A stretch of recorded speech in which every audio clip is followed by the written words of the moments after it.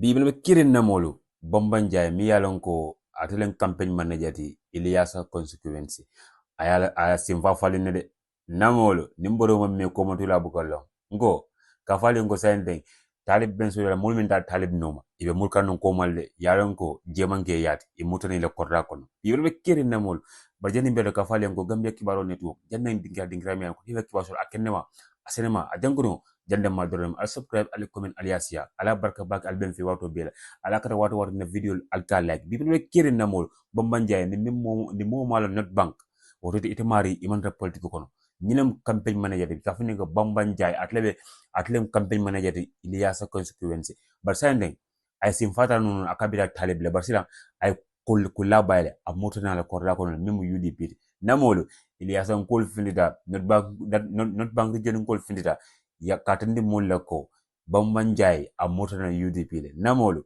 bamandin kol ko chokoro ka dia wala fonda ko al ngalamu audio la bambanjay la kodo yamin faje ya funyadi le barka falen ko alna video ali ya like bi men keri namol al ngata yo la rekunda sabiji constituency kibaro fele kotanke dole murana kotanke de ni ndomu bambanjay leti Ilyasa constituency campaign manager tumala men na kama nyafa kuje taliben suna kana kafo mo la patrioto akamura la korda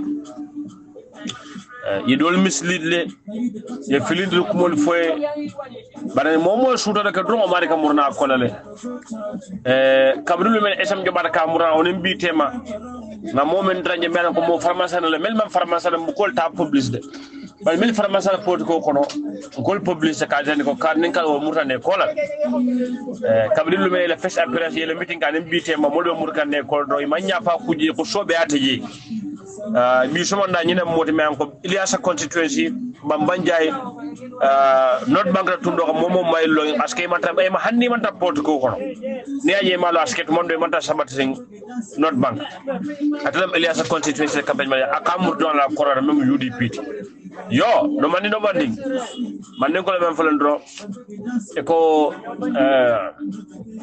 jam fay xafo mello wallahi ho jam fa kilo be xafo yin tere touch fakasol be tay yo do man ba kan ne do man mo be murana kilin inshallah rabbi. So now the campaign organizing position it should be given to a person may along ala focus be kala capacity wa generally ala focus be kala wallet but more manya na kala position on the may along ko amari might be as an advantage over others because there is democracy and we have to say this. But it all they know exactly what is their plan. It will let Pharaoh moment yela Pharaoh already. And they actually went. It will let Pharaoh yela Pharaoh yalone what actually is their plan. Mr. Daboko no. Talib is not a co model se palaso bula, but because Talib, not only alla palaso Talib bulu. I mean akana election o menna mayo election o menna e ba folo ko ala mol fon le abonni ala palaso billahi wallahi tallahi that was a statement of Mr. Dam alaji be nyinke ba ke mira nyame ha billahi wallahi tallahi Mr. Dam la statement o mu nyilati bari kemo sise can be my witness and others ha Mr. Daboko not only Talib Bondi ala Palasoto as organizing secretary with all the conditions the member. Ako say, akana election is coming to a mayor's election. Not only a Bondi ala ni mayor Palas ala organizing secretary Palasoto. Nali a Bondi J. Say, actually Amira, the people of KMC will actually vote for him again. Actually Amira, even Alamul Fong, they don't have the trust for him.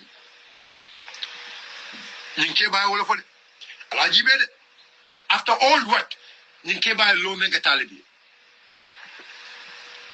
Kuma Jama Balle Beje, Melialon Gonsefu, but will follow. Borialo Mat Naminul Fola, victim Katsuku, Malafo Lajang, the son of Moenke Joranti, the son of Moena Patiota, the can keep and come and Patio Dumole by Patio Dumamu by Jande. But because the position we want it to be a neutral position. Left I can neutral position of it. I can position the position of Meyalongo. Abekela Abe is going to play fair play between everyone. Mr. Dabo kilo wolo to korenke. Ako pamane ko. Ite pamane. Nyim palaso me ko ba nyini kan deputy organizing secretary. Ako pamane ko ke deputy organizing secretary me nyini. Akaya ko ndafo Mr. Dabo, I am going to campaign against you. Because left Ibrahim Ali Taraje. Akaya ko I'm going to support Ibrahim. Akaya ko because he have the voting right. Akaya ko Pamane, I'm going to campaign against you. I remember that day Pamane cried. Pamane kumbota. I remember that day Pamane kumbota. Because Mr. Dabo kaya ko Pamane, akaya ko ita Pamane, akaya ko Pamane kaya ko left palaso nyuna. Akaya Pamane wallahi, akaya ko yung palaso me ko ba nyuna as deputy organizing secretary. Akaya niya nyili, akaya ndem Mr. Dabo fong I will campaign against you. Because that's on Ibrahim la palaso nyu ID mo la. Akaya me campaign o kala, kaya ko Ibrahim is stay in palaso. Akaya ko is your right kuya nyili. Akaya ko is your right, but I can tell you today I am going to campaign against you. Pamane kumbota. Billahi mol be jele si bojan ke mun selo tle si bojan ke be nun jele there are people there hey but hey alin kana nyina kununna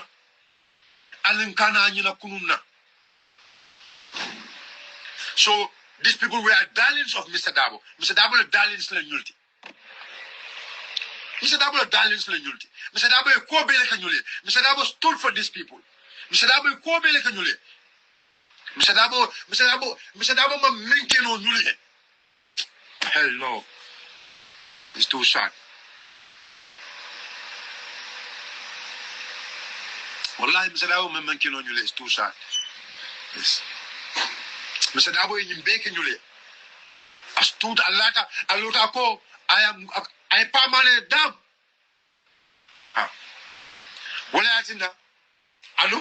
Another nana kamol convince ko nale nin Talib botanyum palasoto.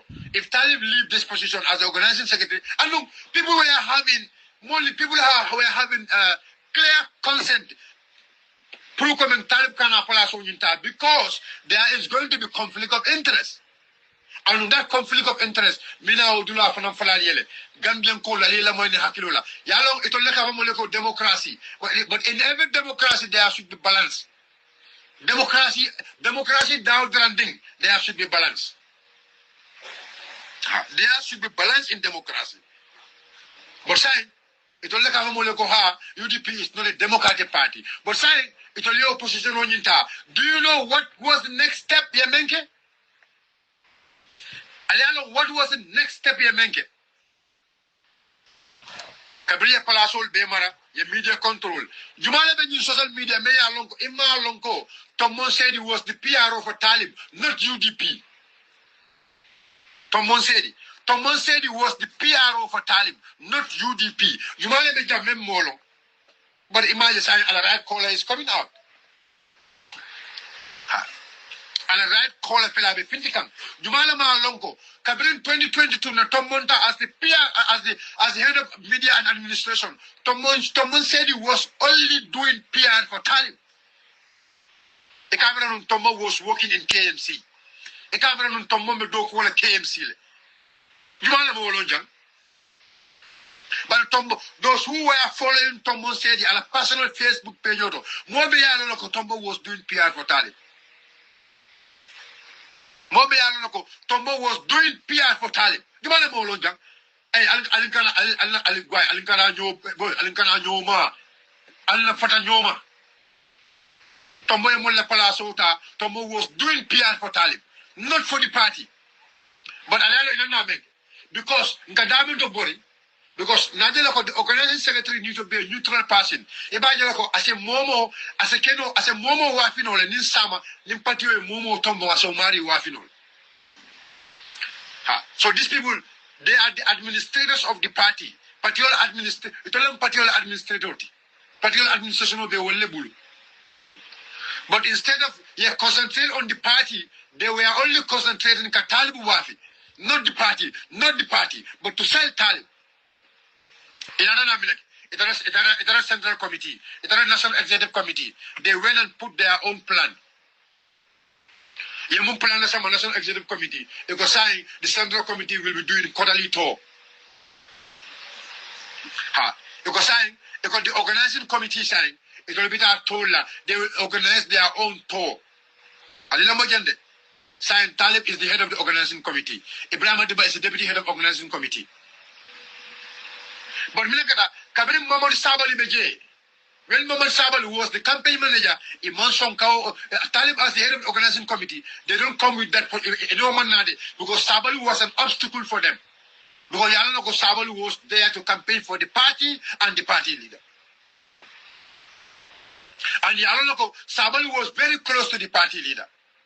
So they cannot do a plan so without telling no when Sabali is there. Because if they broke that plan, Neo Pharaoh Samana at that moment, when Sabali was there, it a Kukela no, a left up Menkela Wulo on a Kataka Talibu was it a no. So Imam they don't Imam Song in Sabali Dokoke. A man song in Muhammad Sabali Dokoke. And Sabali was so frustrated to be the campaign manager because Uncle Lopila Musabala deputy. Ha. We could not even have a proper campaign and organizing committee. More proper campaign and organizing committee for us, I don't know. In those periods, Yakadoke for Sabal Tata. Kabin Sabal Tata, what did they do?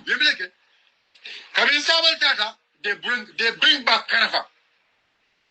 Karafa is my brother. Karafa is my brother. And Karafa Muleti, Meya Lonko. I always say this. Karafa is part of people, they encourage me into politics. Especially Karafa. Karafa mu multi-meya alongo. Nte hanyila kuma jaw fola Karafa. Because nte men fala wala ko nte man na jang. Nko ndina social media ka mo len. Ndina social media ka kamala mo la même manga toñati. Ndina social media ka kamala mo la même manga toñati. Nata kala Karafa lente influence into politics. Karafa ni Lamin Cham. Willing to influence more, willing to encourage more into politics.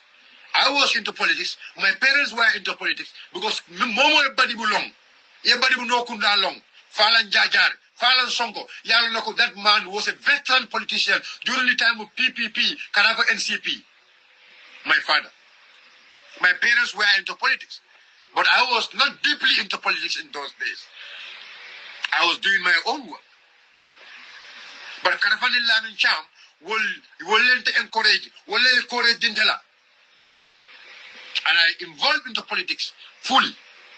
And they give me the space, they give me the room, and I will always thank Karafa for that. And then Manza Sumare. President Barrow driver, Manza Sumare. And in the brother, Mustafa Susu Nyulu. Ntolekata. Utumo, Simon Soto. We spend we do everything UDP put into order in those days before I go to Saudi. Malulu, wala nko alela mani hakilola. Mol melkana social media, victim card. And the son na sama, the victim card is not going to play. The son nala. Meto yala folo nyoy mbe deri ne be silencing na deo manke nyindi ko ko man ko masodo be mem fola mbe deri ne because molef moli ajo kontrol mu fitna moliti molef ka boy mo kam wala sine mbe deri but na kuma jama lolde na ku jama balo na deo manke woti na deo mu kuleti na deo mu kayrolti lef ka kayrole sabate na deo mu mento wala ko we want unity left a unity la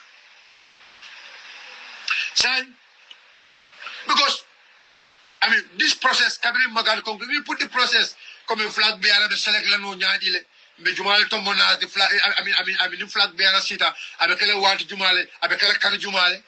So do you know what they did? But alila manya kilo, do you know what they did? Kabriya Sabali Pus, the Sabali Bondi, Sabali Tara NPP. They came to the Central Committee and the National Executive Committee.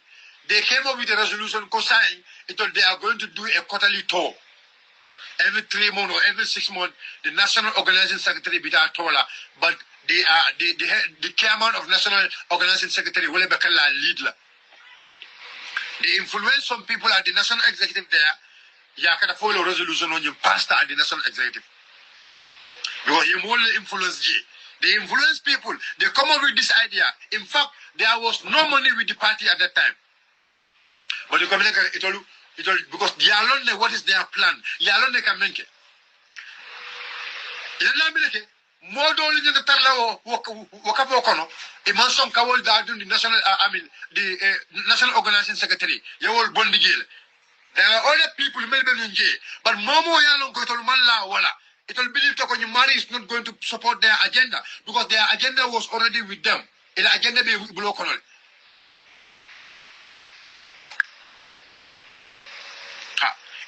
Agenda be block on it. Say Momo Yalon ko sobita ko nying. It's not Amari is not Amari Mantara ila quarter draw. Yo dabon di National Executive Committee. Yo emotion ka National Organizing Secretary. Yo bebundi they will create a new National Organizing Secretary forum. Sabali men create you be put off. They create their own National Organizing Secretary Forum. Yela fansu molta ye tombo ye samananje. Ina na Kenya wala ko do kada nationwide toll. Nationwide to atol jumala be ñu social media men ñama oje men kata oto. E ka mele fa moleje. What were they telling people? What were they campaigning? Ila oto e ka mele fa moleje. Because ndo yalon but yalo ise mobe e ko sala mobe la par modo le beje ha modo beje soko mo kendo wallahi kafo mo ko so de le me yalon ko akata lorin tonya la kam bil hak kafo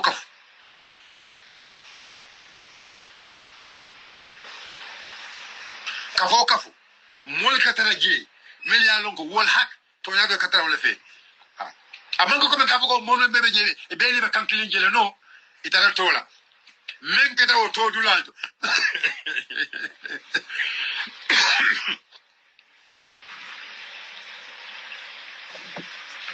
men kata o to dulado kuma kawo men fototo e kam men fo mole je nit ndo mole ka men fo mole kabe ya kuma not bank alma wuro moy itara not bank alma mo moy wuro jande social media alma mo wuraje e tade ko to the CRR e to the CRR dro wuro kumata minatna wuro kumata ali alo minatna wuro kumata bal kabir wuro kumata wandi fa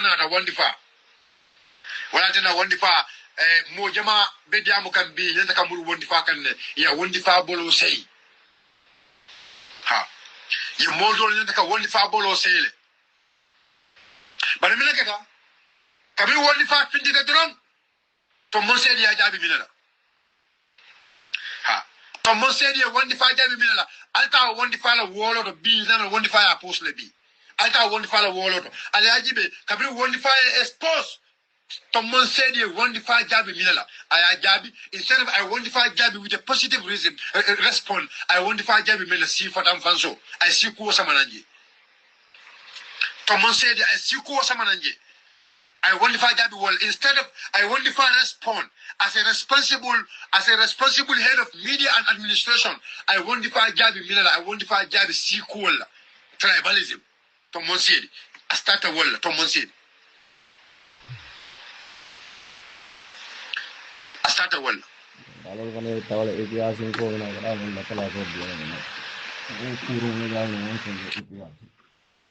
I start a well.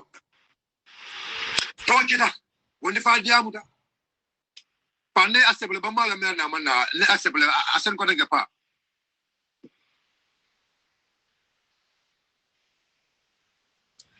So, Kablo Lokela, social media, Moldiamuta, have Dolko because when the fire is supporting the youngs. Side because Legana, hello, Manna, Yakubadabla Carola Manna out of follow. Pande accepte le mal mena manade ela funo tulindi pa ila bela funo tulindi pa le accepte le amana ela funo tulindi you try and have a good network so ko ha ko wondi famu yanks la pa ba odumo yak badabo ku fo man findi follow ha odumo yak badabo ku man findi follow so ko ha ye wondi fa penke so but do you know the most moment wala tinanko Mari pila ko lang. Wallahi. Talib. Gamin fo ya alamoy. Isente ka move jam fa for Mr. Dam. After all the backlash, after all whatever, after all what was been said, kuma ka membe for that. Mr. Dabo na ko tanke, another brikama. Kabri Mr. Dabo na brikama, Mr. Dabo minef. a contrôler wulindi Mr. Dabo contrôler wulindi a kon executive le wulindi wolo kuma jamal ba ko de ko ha e maltale Mr. Dabo yo kilo Mr. Dabo fele ko dangi in defense of Talib Ahmed Bensouda when we know exactly what Talib was doing. Mr. Dabo was in defense of Talib, was in defense of that move. When Tolialong, we have our direct Tolena regional long. Pane ar le malo meka abukana nefe gele malo. Okay, I can send the correct me ar le correct pa.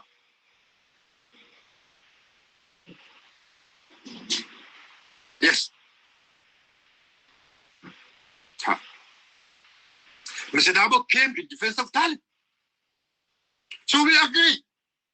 Okay, now it's the national executive. So after Mr. Dabo did all this thing for you, Mr. Dabo did all the defense for you. B, it a come more than five Mr. Dabo you jump. B, or Mr. Dabo B, well more to me alongo. That Mr. Dabo B, well more to me alongo. B, UDP call ko wole tombo. But it a call ka wole party o wapi. B, it a ko position on membru, it a position on jing, it ko te o sendele. But because party o made it Mol Melalongo, it will never cook you, will Franco to let Patio Bull. Talib, sit and think about this. After all the defense, Mr. Dabo has been there for you. Mr. Dabo defense woman Beketa, Mr. Dabo is standing Bekete, Mr. Dabo Lota to attack people, to respond to people just in defense of you. Nidia Mutela Modo is Africa because I just want to bring money because I add malo minati na abukana na add na amana because money malo minaka you need to send the request again money you need to send the request again yeah Mbeke de jang ni Facebook ko jang jumala be ni Facebook ko même mo faham okay sa ni mbeke de chaw but you not na foko saying we are going to do me fungole kala be saying flag bearer selection o keda but jani flag bearer selection ko si jumala talib force ka foko ni mi dabo ba apply anta apply Jumale yanko dabo force kafuko ni misala ba apply anta apply. Jumale lamin sana force kafuko ni misala ba apply anta apply. Ba yitole lo tajang ko ni misala dabo kaba ni misala dabo ba safela itol they are not going to write.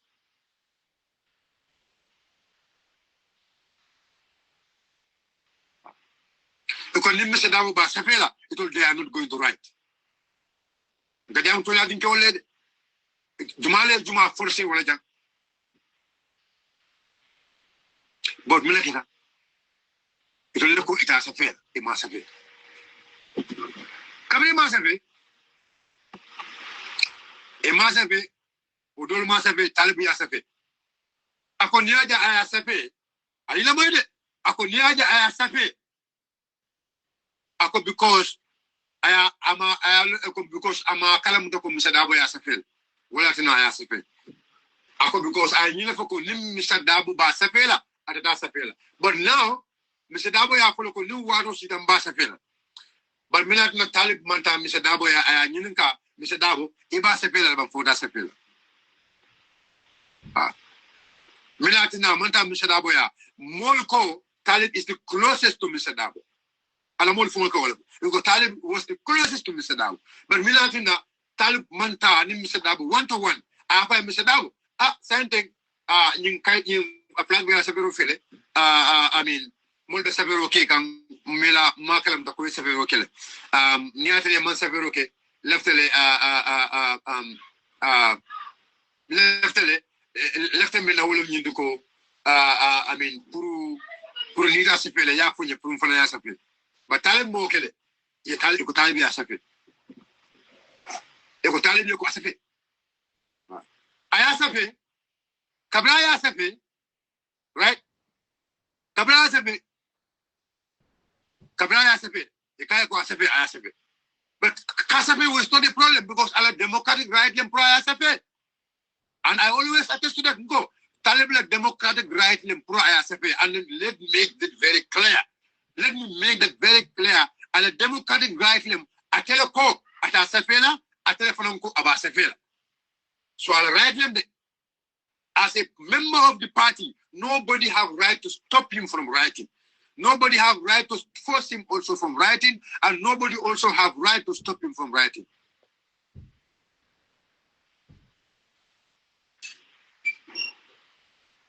Can I worry my sister? Me fudalo do fanane. Ulo abebe senale. E kam se double 2 minna. Abebe senale. Was not a wall like abe senale. No more victim card. And that platform, remember, that platform for now, we get a special episode later. That platform, how that platform was formed, what is their intention, maybe coma, what and what, because we are not going to leave the kubula maburinja. That platform may alongo. Kunum ne moile ba because they are going to come because the way they are going to campaign against Barrow, because the same way they are going to campaign against UDP. No moile la kunum, na moile. Because the way they are going to campaign against Barrow, because the same way they are going to campaign against UDP. I have the record, I have the video here. No mabole. Ukata fulu fana besila le. Medumandi malajel. Medumandi malajel. Fana besila. Ulu fana besila. Ulu fana besila. After all what happened, alala nyaka sila. Yalong kukili na kante konta. More mele yalong kwa UDP support. These people are genuine people. Ibuke nyamabo. They saw their face. Ibuke nyamabo. It cannot Facebook live play diam. Ibuka fake account or use. Wala tinonko. UDP a monkey artificiality. UDP is not controlled by AI. UDP is controlled by the masses, not AI. AI. So people may along be AI la coma, Alcana will tanku. Ha. They are fake account. You will never see them out. In a jala. You will never see them. If you tell a fake account on the coma, using fake pictures, Alcana tanku. AI. UDP mang AI party did it. AI. La la la la la la la la la la la la. Pamani, I really want to have you, but Pamala, you know.